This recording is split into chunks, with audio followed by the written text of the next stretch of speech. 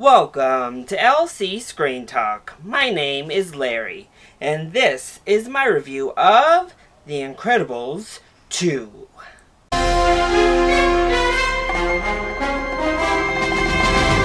We have waited 14 long years for The Incredibles to finally get a sequel. And they reminded us in front of the sequel how long we've actually waited. And thanked us for our patience.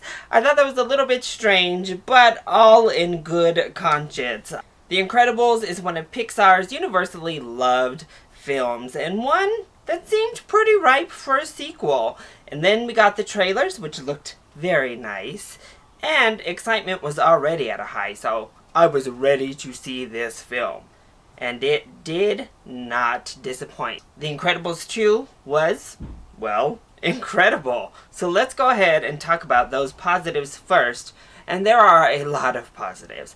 First of all, the animation is fantastic. The characters had a very interesting design to them. Especially some of our newer characters had almost a 2D quality to them. It was like this 2D, 3D hybrid, and I thought it was such an interesting look to these characters. But wow, the backgrounds in this film, the water, the cars, all of the scenery was spectacular. So when you mix in that like comic booky, cartoonish feel with and blend it perfectly into a little bit more photorealistic style of animation, it looked absolutely gorgeous. This movie is stunning all the way around.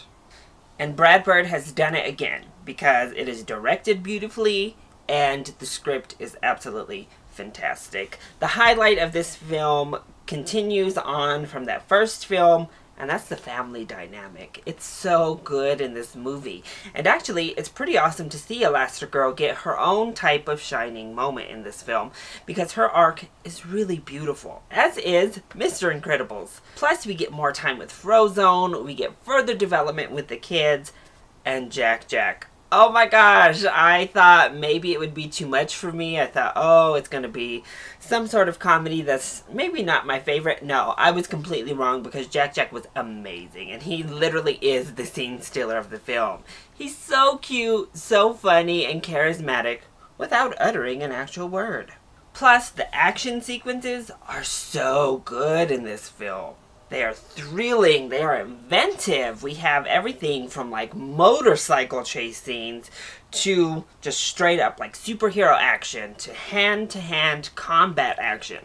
And all of them are done beautifully well. Michael Giacchino comes back with another amazing score for this film. This one may even be better than the first score. So everything just works well. This is a film that deals with things like women in the workplace and feminist movements, and does it in such a subtle way that it's never pushed in your face. You never feel like forced upon or preached at, because it doesn't preach at you. It just tells the tale and delivers the facts of what it is it's talking about. It keeps it to this family, but this family's message is one that applies to so many of us. And that's the beauty of great storytelling.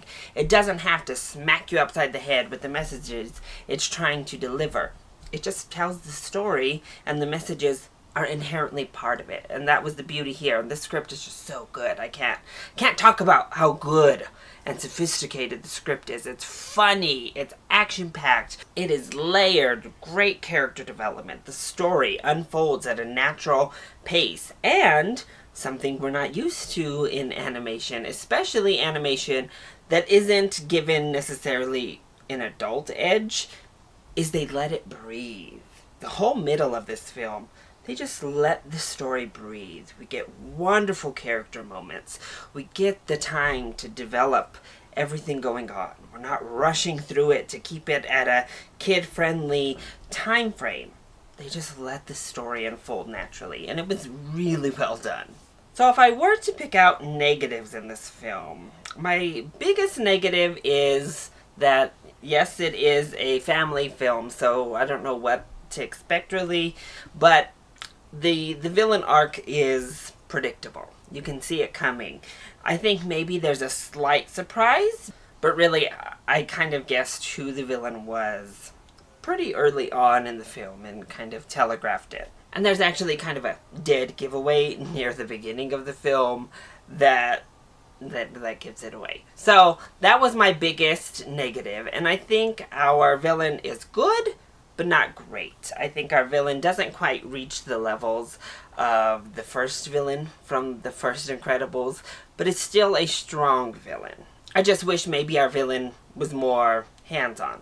Because when you deal with a villain that is wrapped up in technology, they are always kind of at a distance, other people doing all of the dirty work. And those villains are fine and they present psychological issues, but you're always wanting a little bit of that face-to-face combat with that villain, and it's not really as present here.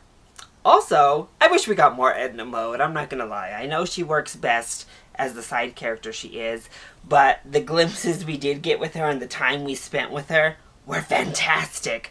So I wish we would have gotten even more Edna Mode, just because I love her so much. She's such a great character, and she's in it so briefly. But really, those are my only negatives. This film is great. Believe the hype. It really is just as good as the first one.